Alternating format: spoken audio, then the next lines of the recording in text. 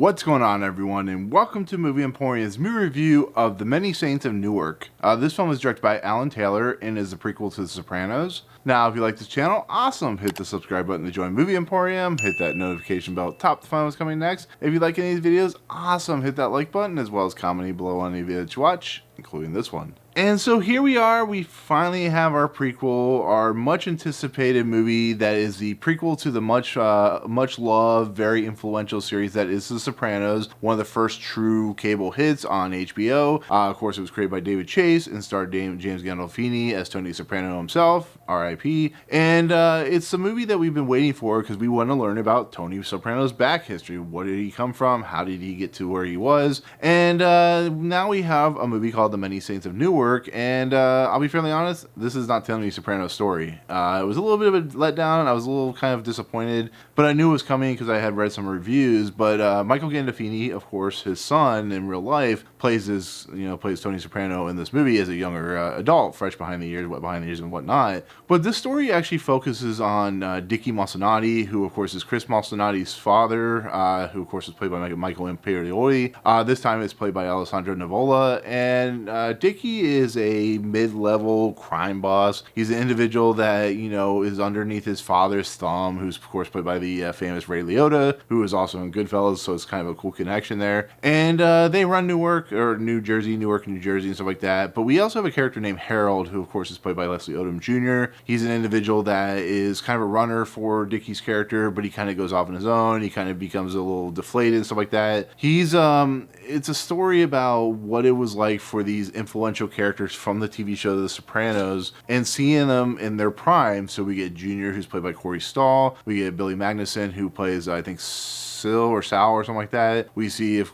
this is a non-cursing review show, so Big P, as I'm going to call him, exactly who the character is that he's in this movie, of course. And we see other characters. We see like Janice and so on and so forth. So all your favorite characters are here, but they're much younger. And so with that said, this is a movie that I was really looking forward to. Sopranos TV show, like I said, very popular. The one thing I worried about, though, is you take a TV series that is considered one of the great TV series of all time. You're turning into a literally 2-hour movie, which I was really shocked by. I figured this would be like 2 hours, 3 hours at the most. And you're condensing what is the back history to all these characters. So we get like Junior, Big P, and Sal, and Paul, and so on and so forth. Chris, who's in voiceover in this movie, and of course Tony Soprano's character. But you're condensing it. You literally have to condense all this lore, and on top of that, you have this new character Harold, who's played by Lesli Odom Jr. And it made me a little worried. I mean, as these things do, because you have to be really kind of strategic in how you place these characters.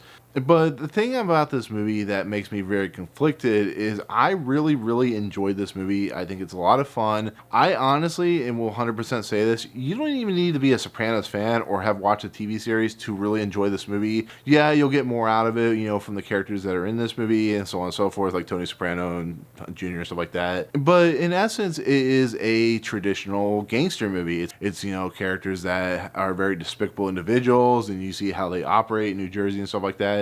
It doesn't feel like you truly need to know The Sopranos to love this kind of movie. It's just a fun 2-hour entertainment fest, in a world that's very popular, and I was really surprised by that. And the other thing that really surprised me is not only is this not really about Tony Soprano, but it's more about Dickie's character, but it's essentially focused on the riots in the 60s. There's a lot of stuff going on here with the African-American community. It very much leans into that very heavy nature of this, of what was going on back then. And I was really shocked by that, because when you think about The Sopranos, you think about what Tony Soprano is doing here, blah, blah, blah, so on and so forth. But it doesn't necessarily focus on the crime family of Newark. It focuses on a lot of very topical things that are not only going on now, present-wise, but are what we've been dealing with throughout our entire history. So to kind of lean into that might not make a lot of people happy, because they might feel very put off by the fact that they're more focused on this than being focused on what we really truly really know and love about The Sopranos. So I was really kind of taken aback, but I felt was a really interesting kind of dichotomy to delve into. But it was a very fascinating movie. It moves pretty quick. We, like I said, followed Dickie's character from how he becomes like a low level under the thumb of his father and stuff like that. So it really does give the love letters to The Sopranos, adds a little commentary to America at the time. But like I said, it's just a really interesting kind of way to approach this film. And I think a lot of the characters in this movie are fantastic. I love Leslie Odom Jr. in this movie. I think his character does get a little bit short shrift near the end of the movie, but I think Leslie Odom Jr. has proved himself time and time again that he is a very formidable, very powerful force of an actor that can really show the true nature of the plight of the African American community. I think Alessandro Nivola, who is pretty much the main character, the main protagonist, as you want to put it, is fine. I think he's a little one note in his character performance, but I still think he's entertaining. I think Michael Gandolfini as Tony Soprano, is a lot of fun.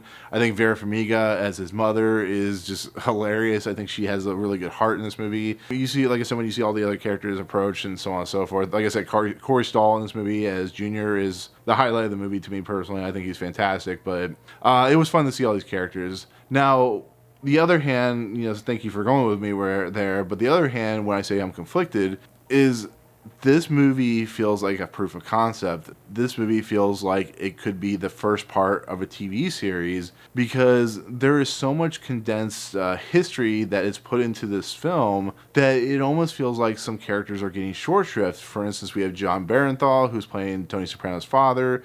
We, of course, like I said, we have Vera Farmiga as the mother. We have characters that, Dickie's, Chris Malsinati's character doesn't really get any kind of information in this movie. There's just characters like Harold's character, like I said, that he gets kind of short shrifted, where I feel like they could make either another movie or just kind of make its own TV series, and I think it would be fantastic. I think if they did a prequel TV series, maybe 4 or 5 seasons, and flesh out all the characters in this movie into a series, I think that would have been an absolutely stunning achievement in filmmaking because, like I said, having David Chase at the helm and maybe passing it off to his, writers or something like that because he's getting a lot older in age, I think the series would have been something special. Like I said, the movie's special, but I think the series, progressing these characters would have been absolutely fantastic to watch. And there's like hints to where the Sopranos are going, in the later series, like, the first original series. A lot of the characters, like I said, they get passed through. They're not really developed. So it would have been a lot of fun to see like episodes based on those characters and so on and so forth.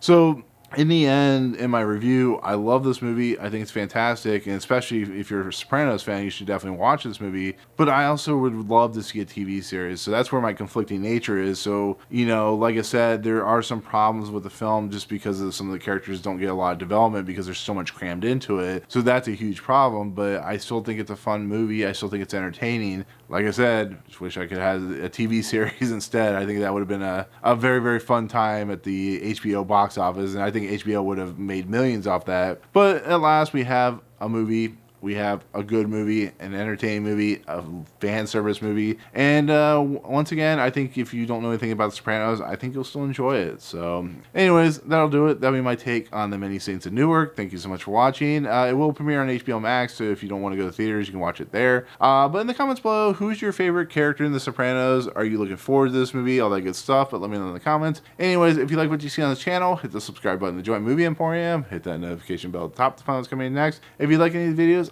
awesome, hit that like button, and as always, we'll see you guys on the next video. Peace out.